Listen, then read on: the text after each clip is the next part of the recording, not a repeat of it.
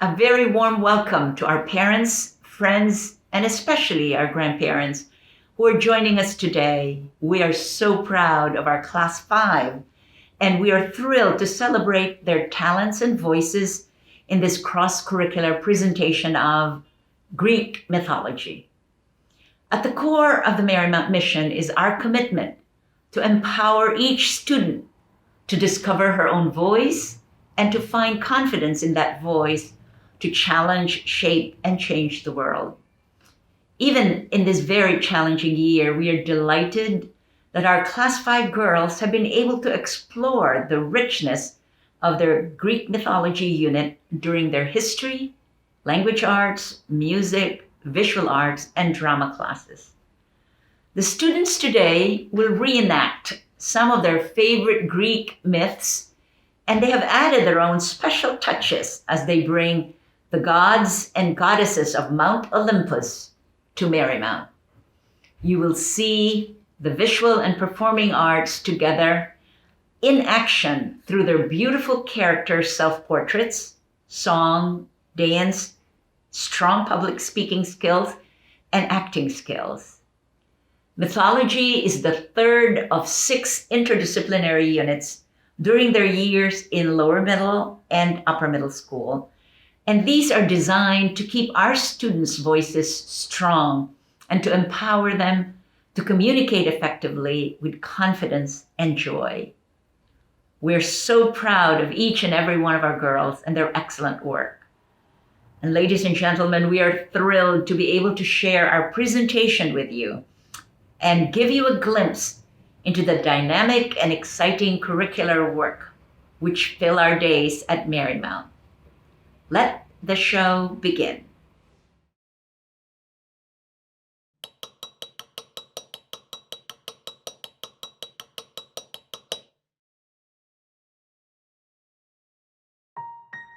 Long, long ago, the citizens of ancient Greece marveled at the wonders of the world around them.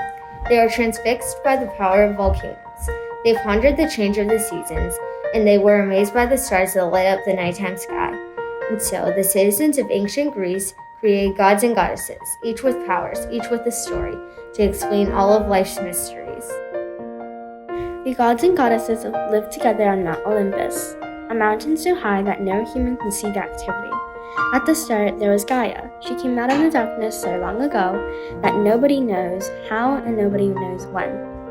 There was her grandson, Zeus, the most powerful of all gods.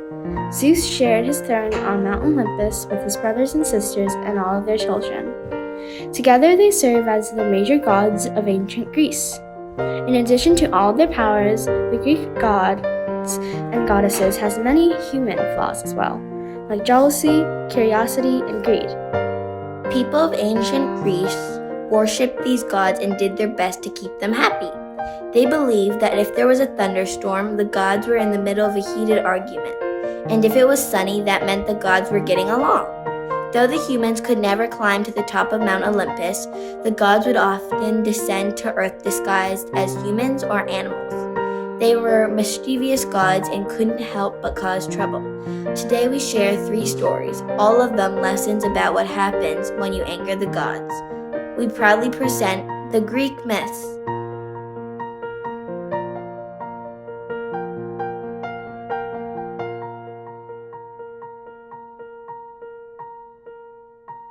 The Myth of Arachne. Athena was the daughter of Zeus.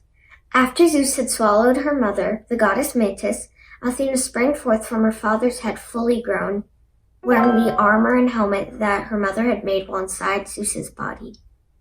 Athena was wise and strong, the goddess of wisdom, and Zeus's favorite child. My dear Athena, you are my most treasured child. I will grant you any wish you desire. Simply ask, and it shall be so.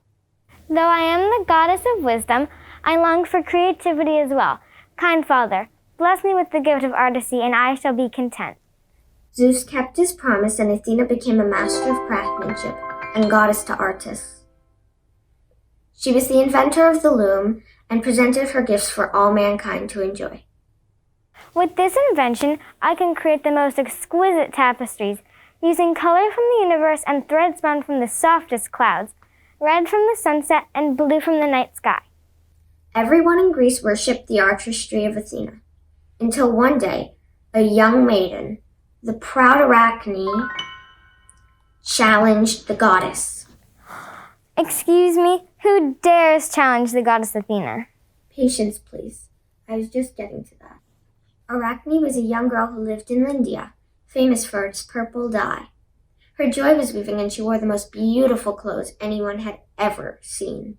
Look at my craftsmanship. I make men weep at my artwork and the skill of my hands. I am the greatest weaver in all the world. The greatest since the world began, no doubt. In fact, call me crazy, but I think I can weave better than Athena herself. Oh no! Oh yes. Athena heard this, of course. The gods were always very quick to hear criticism and even swifter to act against it. Athena was hurt and dismayed by Arachne's words, for she truly cherished mortals and only wished for their betterment. However, this disrespect could not go unpunished.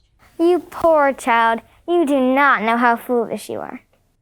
Athena disguised herself as an old woman and went down to earth to Arachne's house.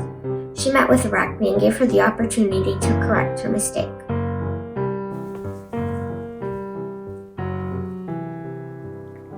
Your work is beautiful, child, but do you dare compare yourself to the goddess Athena?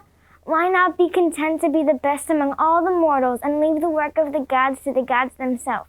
Because I am better than the gods. Let the goddess Athena come and measure her skill against mine. And with that, the goddess Athena threw off her disguise. Foolish Arachne, you are a vain girl. I am the goddess Athena, the very goddess you have dared to mock. Sit down at your loom and let us compete. Your own villagers will be the judge and jury. 7 days from now, you will set your spindle in the meadow, and I shall set mine in my place, and we shall compete. If you win, I shall refrain from any punishment. If I win, it is your life. On the day of the competition, Arachne and Athena sat at their looms to begin their work. For days the two spun their crafts. The villagers came from near and far to witness this magical sight. Though Arachne's loom produced a rich and beautiful canvas, it was no match for the goddess Athena, who seemed to weave the very sky into her fabric. Athena, Athena, Athena, Athena.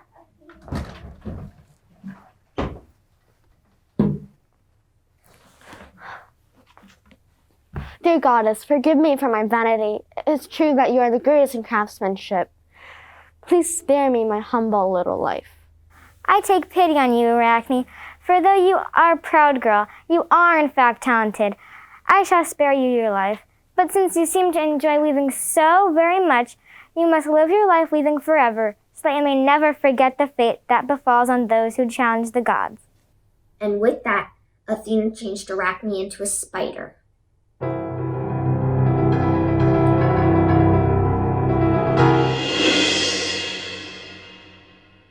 And that is why spiders are called arachnids, by those who know them best.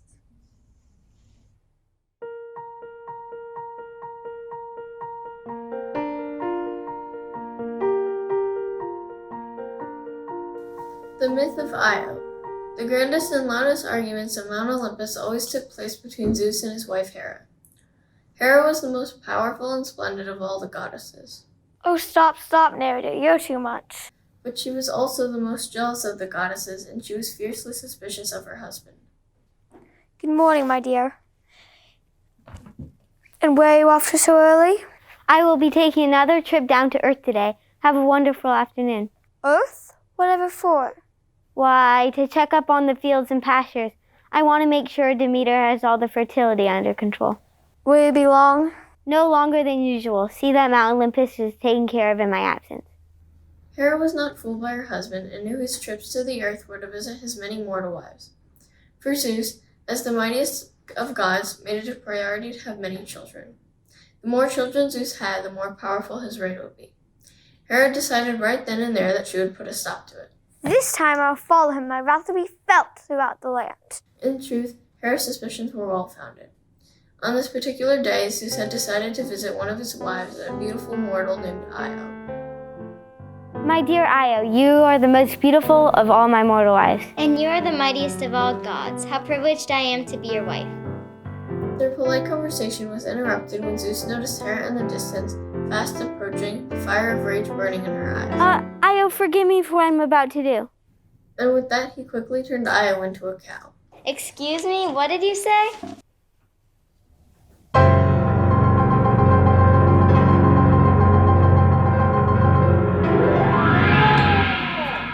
I will take good care of you. Don't be afraid. Moo, moo, moo, moo. Good morning, my darling husband. Surprised to see me? My darling wife, what a pleasant surprise. How good of you to come down to earth to check on me. It must be that you've missed me terribly. That's exactly the reason I came. Well, there's not much to report, unfortunately. The pastures are doing very well, and look at how healthy and beautiful the cows are. Moo, Beautiful indeed. moo. But Hera was not fooled. She knew the trickery of her husband, and so she decided to play a little trick of her own. In fact, I've never seen one so beautiful. I've never seen one so white with such dark, exquisite eyes. Moo, moo. Oh, how I wish I had a cow of my own. May I keep her? Moo, moo. Keep her? But my dear, you're an all-powerful goddess. What do you want with this silly little cow? Moo, moo, moo, moo. Are you denying my wish, Zeus? Zeus was trapped. He knew he would either have to grant Hera her wish or confess, and so he gave Io, the cow, to his wife as a gift. Your wish is my command. Why, thank you. I'll take extra care of this precious gift. You can go now. All right, then. I'll just be back on Mount Olympus, then. Goodbye. Moo. Deep down, Hera was still enraged. Of course she knew that Io was a cow transformed from a beautiful maiden, and so she chained the poor cow to a tree in a remote pasture and summoned her trusty servant Argus. Argus? Argus? Argus! Argus, at your service. I need you to keep your eyes on this cow. Are you up for it? Am I up for it? I'm the greatest watchman in all the land. Have you noticed I have 100 eyes covering my entire body? I never shut more than half of them at a time, even when I sleep. From now on, not shut any. We'll turn away from this cow. Cow? What cow? I don't see a cow. Are you sure there's a cow in this pasture? Right here? Oh, yes, of course, right in front of me. Maybe I should get my eyes checked. Get it? So sorry, trust me. I've got my eyes on it. Poor Io. She was trapped, forced to walk on all fours, eat grass, and move for the rest of her life. Meanwhile, Zeus took pity on poor Io, but fear of his wife's wrath prevented him from daring to help her. At last, he called for his son Hermes, the official messenger of the gods and the craftiest of all his children. Hermes! Hermes! Hermes! Hermes, use your cunning and find a way to trick the watchman Argus and release poor Io. But under no circumstances can you let Hera see what you're up to. Your will is my mission, Dad. And so Hermes traveled to Earth and disguised himself as a shepherd. He walked up to Argus and Io, playing a beautiful tune upon his shepherd's pipe. Argus, having nothing to do but watch a cow all day, was delighted to hear some music. Welcome, my friend. Boy, are you a sight for sore eyes. I am a tired old shepherd. I have been traveling for many days. May I rest by you for a while and keep you company? Please do. Tell me, good shepherd, where are you from? It's interesting you should ask that. Where should I start? Many years ago. Hermes began to tell Argus a long and boring story. And then there was this time I counted all the grains of sand on the shore. 1, 2, 3. Just to see how many there were. 4, 5, 6. It had no point and no end, and one by one each of Argus's eyes began to sleep. And that's when I started watching this tiny slug. It moved very slowly, inch by inch by inch. And after a long while, the last of Argus's many eyes finally shut. Hermes had bored him to death. Once Argus's eyes were no longer watching, Hermes threw off the disguise and quickly freed Io. I can move! Holy cow! Io, I am Hermes, son of Zeus. He has taken pity on you, and so I set you free. Run home to your father and never speak of this again. Thank you, Hermes. Thank you for giving me back my life. Hera was furious when she returned to find Io had been set free and that her beloved servant Argus was bored to death. Zeus! She brought her wrath to her husband Zeus, who pretended once again that he had no idea what she was talking about. If it means this much to you, I will make it up to you. Hermes, please find my dear wife another cow. I don't want another cow, I want to take that one. If I ever find you two are behind this, you will pay dearly. My dear Argus, you will never be forgotten. I will place you 100 eyes on the tail peacock. And to this day, I will make the most beautiful bird on earth. And that is how the peacock inherited its colorful feathers.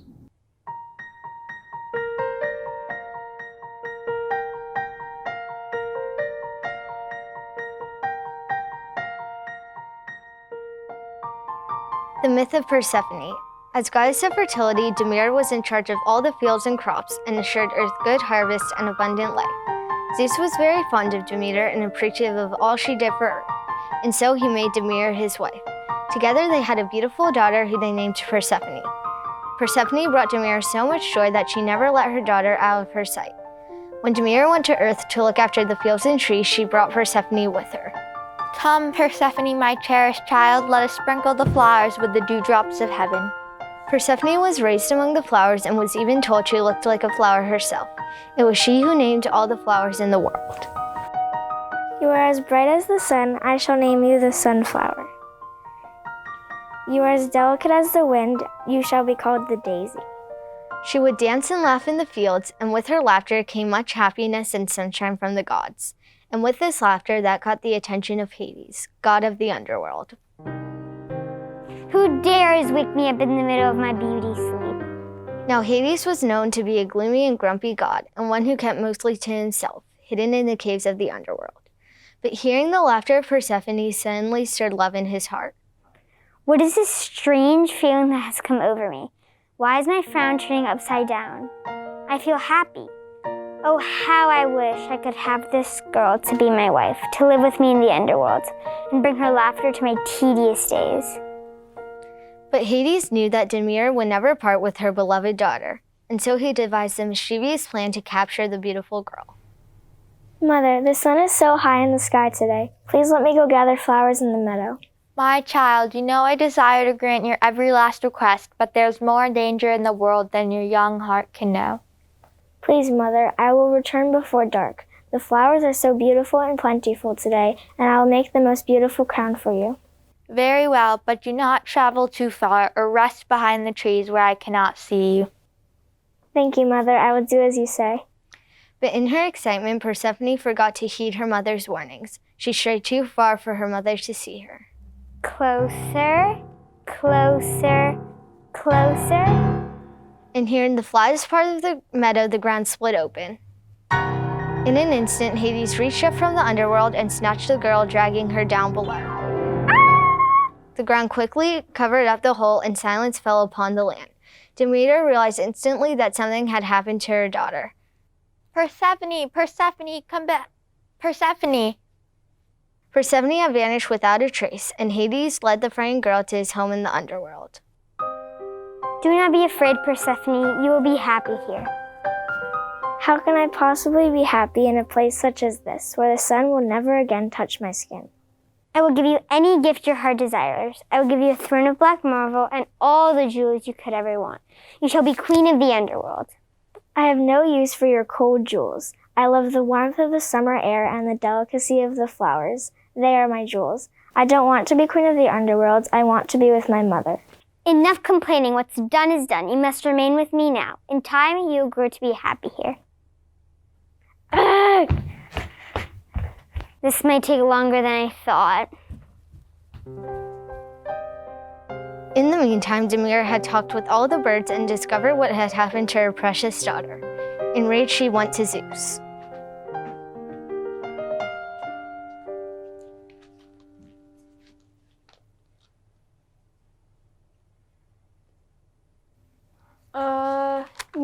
been especially fond of you, Demeter.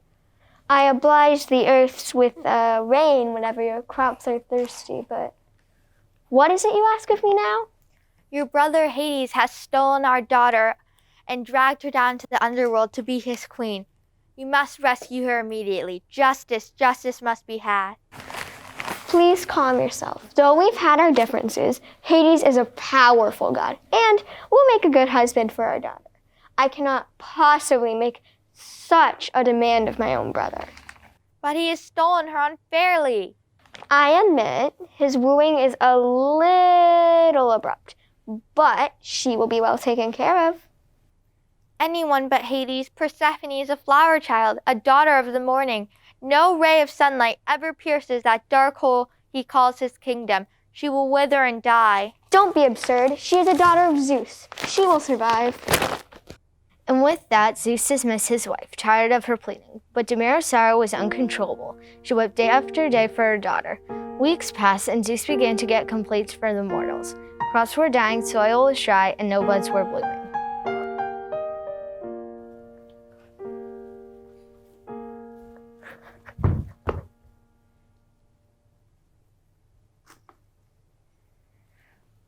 I admit, I may have been a little unfair. Can't we find some compromise? As long as my daughter is away, I shall weep, as I am the goddess of fertility. Nothing will grow, no tree will bear fruit, no grass will spring. I will mourn, and the earth will mourn with me. The earth will grow as cold and dry as my heart.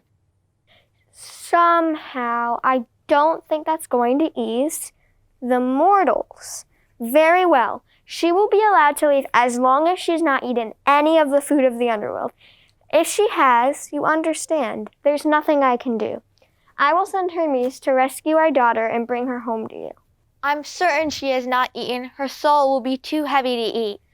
But in fact, Persephone had been growing weak with hunger, and though nothing grew in the underworld, there was one single tree that bloomed in Hades' garden. Come, Persephone, and taste of my pomegranate tree. I'm sure you never tasted such sweet, juicy fruit before. That is very generous to share the fruit of your only tree. Perhaps I have underestimated you after all. In truth, the cunning Hades knew that once she had taken a bite from the pomegranate, she would never be able to return home to Earth's surface. Eat it, eat it, eat it, eat it. 1, 2, 3, 4, 5, 6. Persephone had eaten 6 seeds when Hermes finally arrived to take her back to Earth.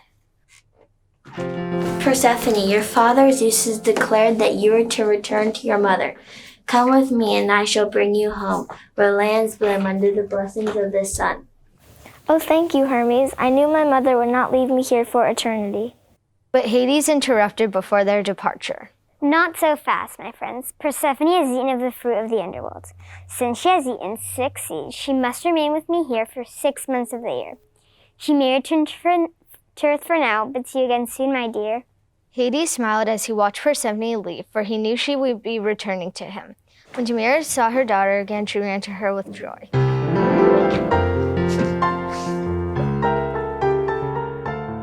Never again shall we be parted. Together we shall make nature bloom all year round. I am sorry, Demeter, but it cannot be so. Persephone has eaten of the pomegranate. 6 seeds. I am sorry, Mother. I will have to return to the underworld for 6 months each year. It is my punishment. Oh, how I will cry without you. Do not cry, Mother. We must be happy for the time that we have. You have raised our daughter well, Demeter. She is wise beyond her years. Listen to her advice and let us put this drought and famine to an end. Very well. When you are here with me, I shall smile upon the earth and be happy. Everything will grow in my joy. But the 6 months you are gone, I will weep, and the earth will weep with me. Nothing will grow, and the earth will be as hard and shriveled as my heart. And that is why there are seasons, and why winter and summer are as they are. For Persephone returns to her mother in spring, the sun shines, and when she returns to Hades in the fall, the earth must sleep under frost.